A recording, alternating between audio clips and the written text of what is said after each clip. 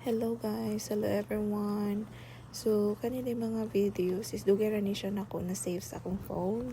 Pero mawa manggod ko. So karon kay kapabaga na lang ko sa akong nang kay na-inspire sad ko sa kanang sa mga vlogger bang nagsugod sa sila mawa sa ilahang tingog niya. Hangtod na use na nila hangtod nga naanan na sila hangtod karon kay okay na marang normal. So karon kay ako rin sa siyang start ngayon anis pero wabi ya.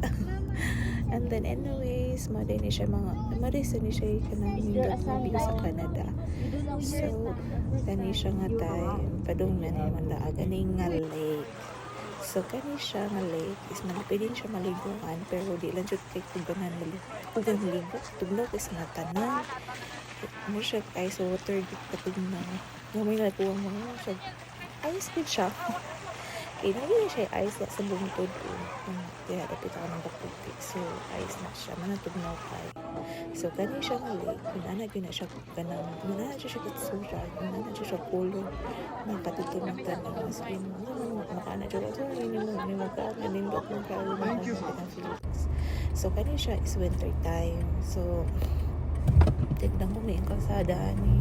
So, ko yung kayo mag-drive. So, kanang mag-camping ragyod kay kaya sa mga black eyes the good siya as in so padung ano work so kani siya is ano siya laaganan nga sikat pud sa Alberta sa Banff so nindot sa ni siya kanang views dari makawala og stress ma-relax ka. So kani man siya mong pagbalhin diri ang lugar. So kung siyang videohan kay kanang mga hayupan na diha.